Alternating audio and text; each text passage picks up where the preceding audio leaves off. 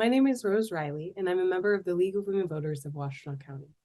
Welcome to our online candidate forum for the November 8th general election.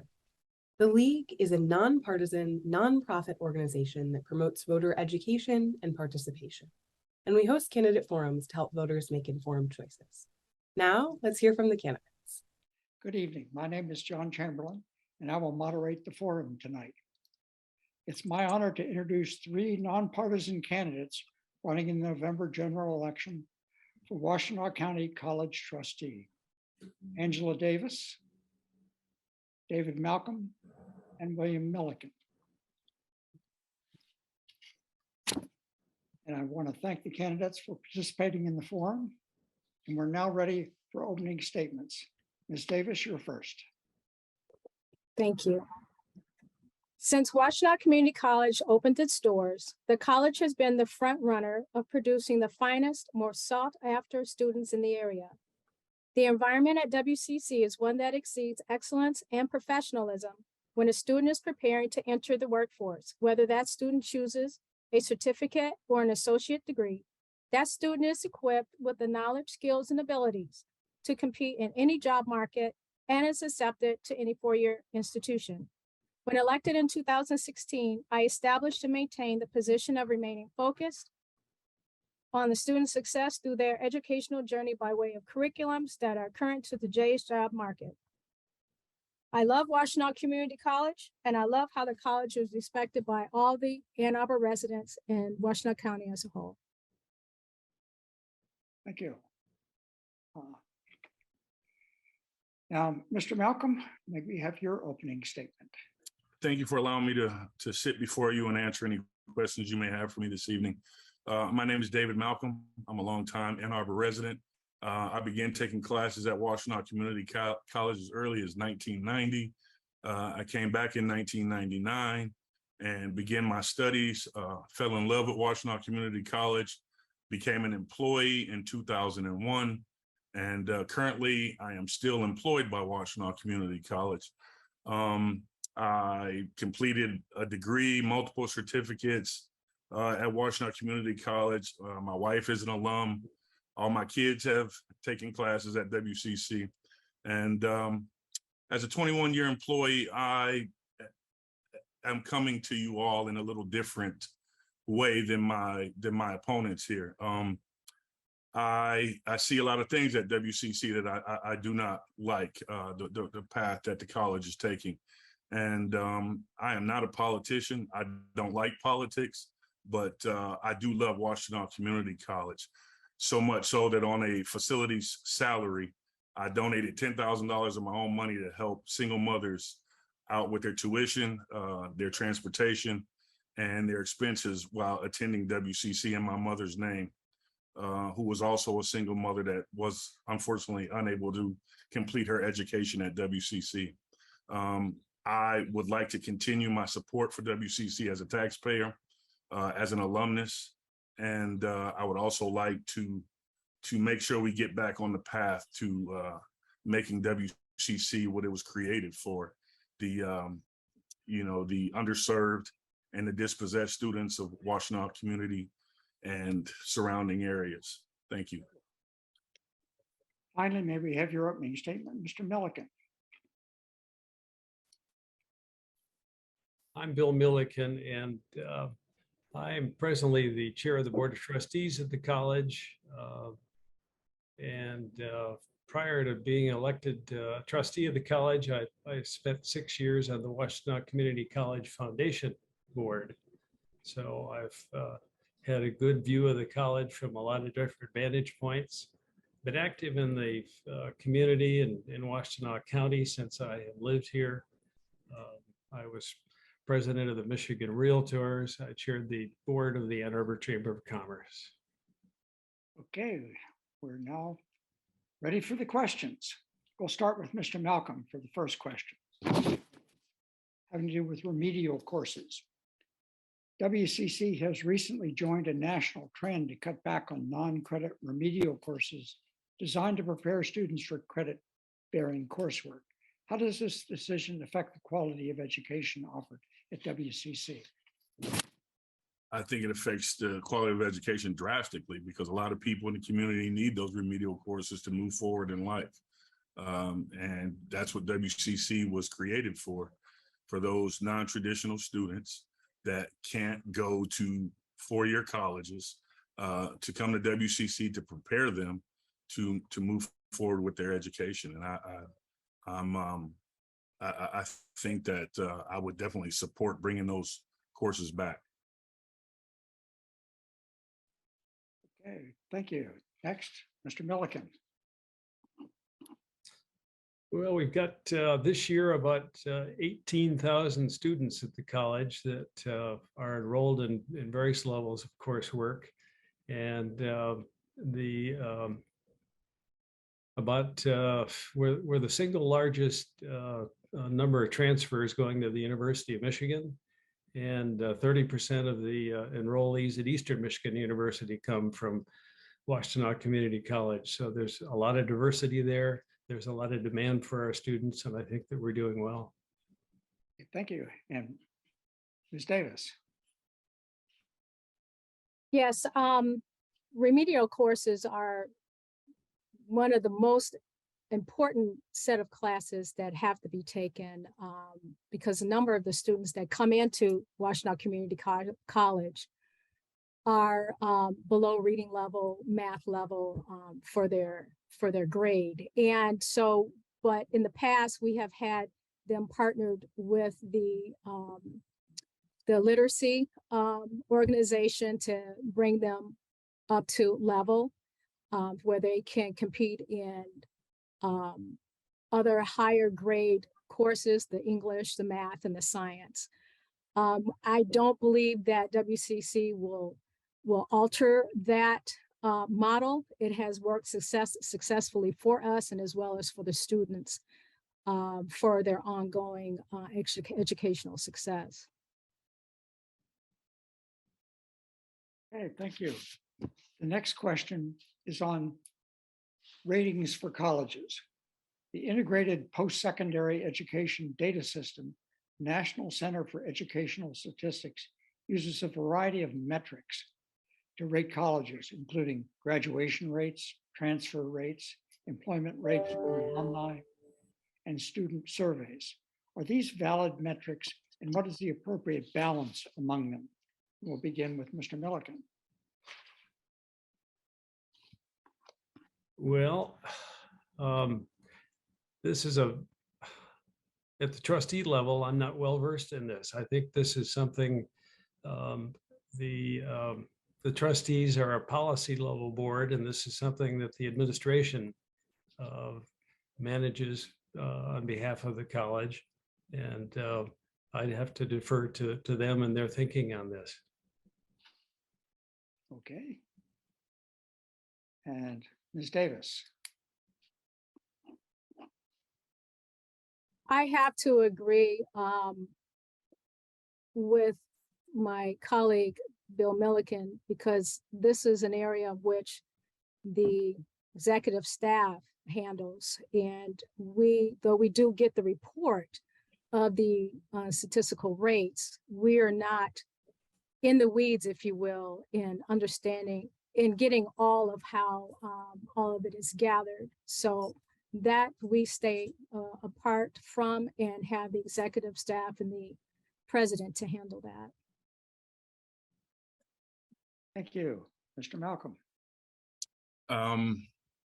Like my opponents as well, I don't really know much about the matrix that are used to rate the college. I have been around them for the past 21 years, and I hear things and see things, but I don't know much about them as well. And I agree that as policy setters, the administration should take care of those, and that I'm aware of other matrix systems that are used that could adversely affect students by way of quality of work life and stuff like that, but not to measure the resources that we're given out to the students as far as their education and whatnot. Okay, thank you. The next question has to do with budget priorities. WCC has many missions, including preparation for four-year colleges, skill-specific certifications, and non-degree life enhancement courses. How should the WCC board prioritize among these missions in the college's budget? And we will begin with Ms. Davis. If you don't mind, Mr. Chamberlain, would you please repeat that? Just so that I get everything that you Be happy asked. Says WCC has many missions, including preparation for four-year colleges, skill-specific certifications, and non-degree life enhancement courses. How should the WCC board prioritize among these missions in the college's budget? Well, first and foremost, as we know, skilled trades is a big job market demand, and to make sure that we have the technologies in place. So our budget and prioritizing our budget will go to that. And then we, according to the level of demand and need, we rank it that way. Though they're all number one place, but we have to make sure that our students are given the skills and the knowledge to make it into the job market. And then the life enhancing courses isn't intermingled in with that. Thank you. Mr. Malcolm? I believe that the skill-specific training is first and foremost.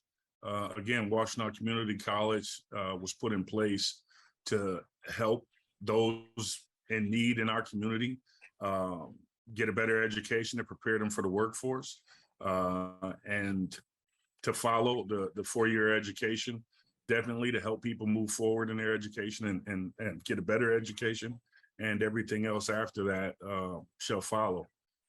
I'm definitely I have a skills trade background, so I'm all for making sure that those that aren't really wanting to go on to four-year colleges get the training that they need so they can provide and take care of their families and be productive citizens. Thank you. Mr. Milliken? Well, high school enrollments are declining. College enrollments are going to be declining. And I think it makes for a competitive marketplace for the college, excuse me, to offer the kinds of training and courses that are going to meet the market. The auto cybersecurity program that we just introduced at Washtenaw Community College is a sign of the times. The EV vehicle programs, the American Center for Mobility at Willow Run. These are things that are timely, that students are responding to, and the college is pretty proud to have out there and available for inquiring minds. Okay, thank you. The next question is on the achievement gap.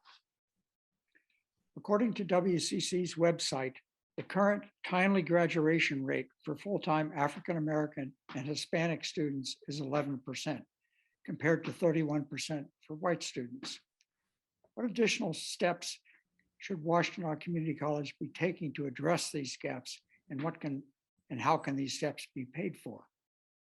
And we will begin with Mr. Malcolm. First and foremost, I believe the college needs to start by hiring a more diverse faculty, African American faculty, Latino faculty, women faculty. I believe that they need to diversify their faculty a little better than it has. When I first started working at Washtenaw Community College, I saw a college that was made up of the community, people that I knew, people that I could reach out and touch. There's been a mass exodus of employees at the college in the last few years. I won't even say few years, I'll say 10 years. And they need to get back to hiring people that are from the community and look like the community, and offering a curriculum that is suitable to help those students learn and mend that achievement gap. Okay, thank you. And next, Mr. Milliken. 23% of the college's enrollment is African American. And Park Ridge Center in Ypsilanti is a facility that we have dedicate staff and funding to in order to provide programming for students in the east side of the county with after-school activities and some training. We've done a lot on the east side of the county to provide opportunities for young people over there, African Americans, others in all of the school systems. And those are the kind of initiatives that the administration at the college is sensitive to and reaching out to do some good with. Ms. Davis.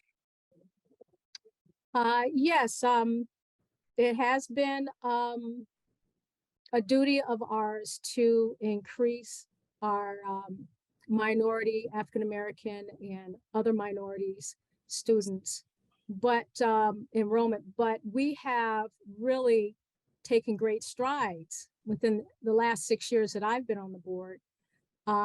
We're doing an excellent job at Park Ridge in training our future generations students, and we have also partnered with roughly 15 or more HBCUs. So with that, we are also looking at training up and recruiting from those institutions so that we can have a more diversified faculty. And I do agree that has been something of a couple of the trustees on the board have been mentioning, is to recruit more minority and people of color. And that is important. But we are making great strides, and we continue to show the success of our efforts. Thank you. The next question is about core values. Please give us a story of how you made a difficult personal or professional decision because of a core value that you hold. And we will begin with Mr. Milliken. I've been a supporter for and an advocate of the city of Detroit. Grew up that way, was raised in a family that was sensitive to that. And I was invited to join the board of New Detroit about 10 years ago, on which I have served since then. And it's given me the opportunity to do everything from visit neighborhood schools in the city, to travel to Lansing to meet with legislators, to talk about the Detroit public schools and the quality of life there and the things that Lansing needed and needs to do to help strengthen Michigan's biggest city. Thank you. Ms. Davis.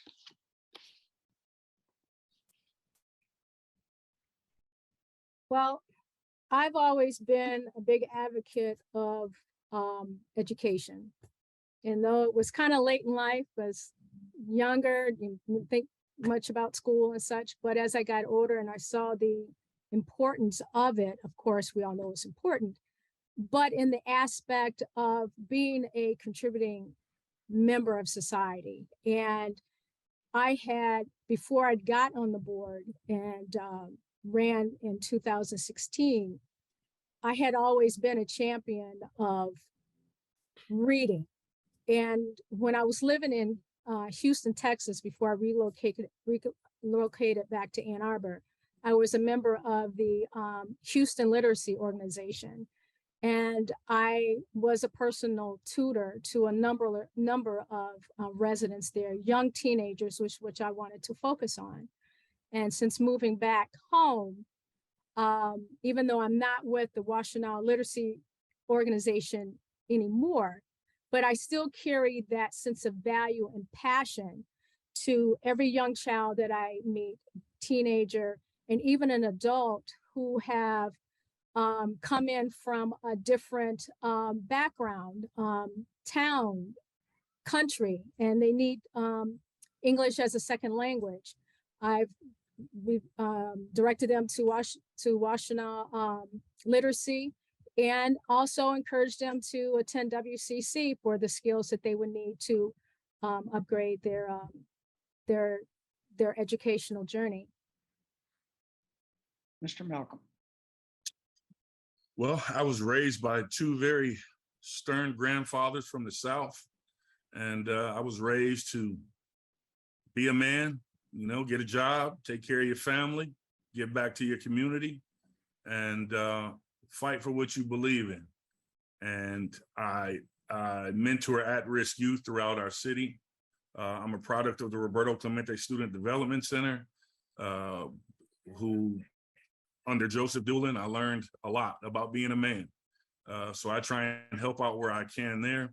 I volunteer for the Special Olympics at every opportunity, the Pulmonary Heart Association, and I do a lot of work for the Reinhardt Charitable Association. So giving back is what I like to do, and I do it as often as I can. Thank you.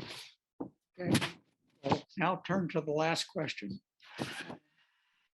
And it is about public-private partnerships. WCC recently partnered with Amazon Incorporated to offer free tuition to Amazon employees, and has also partnered with Michigan Works Southeast to offer IT boot camps to increase the number of qualified graduates for in-demand jobs in the region. What makes for an effective partnership between employers and community organizations and Washtenaw Community College? Ms. Davis, you're first. Well, everyone being on the same board, the mindset of progressing in the right direction, increasing the footprint in the community. All of these elements here are essential in having an excellent partnership. Along the way, there may be some discord, but at the end of the day, there is an opportunity to grow and to seek a better way of doing things. And a lot of times you have to reach out and embrace what is not normal, and in order to move ahead for the betterment of all. Thank you. Mr. Malcolm. I'll just say that all partnerships should benefit the greater part of all of us. And, you know, if it's helping our community and helping people get better jobs and being able to live and make a living wage, then I'm for it. Okay. And finally, Mr. Milliken. Well, at the basis of all those relationships is parties seeking a win-win, and both for Washtenaw Community College and for the partner party. I attended the Detroit Regional Chamber Policy Conference on Mackinac Island in June, and Marathon Oil Company met their chief executive up there, talked about Washtenaw Community College. He talked about how badly he needed qualified personnel and was having a difficult time finding them.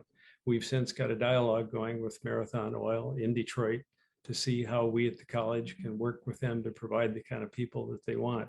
I know another automotive repair facility in Ann Arbor that was desperate for trained employees. And we've got a dialogue going with that employer now too, seeing how we can help meet their needs. We get a chance to imbue some students with some skills, and the employers, the partners that we strike a relationship with always come out the better for it. We're happy for that. We're now time for closing statements of up to 90 seconds. And we'll begin with Ms. Davis. Thank you. Well, I'm running again for the second term for board trustee at Washtenaw Community College because I believe and still believe the committed successes that WCC has achieved these past 6 years while on the board.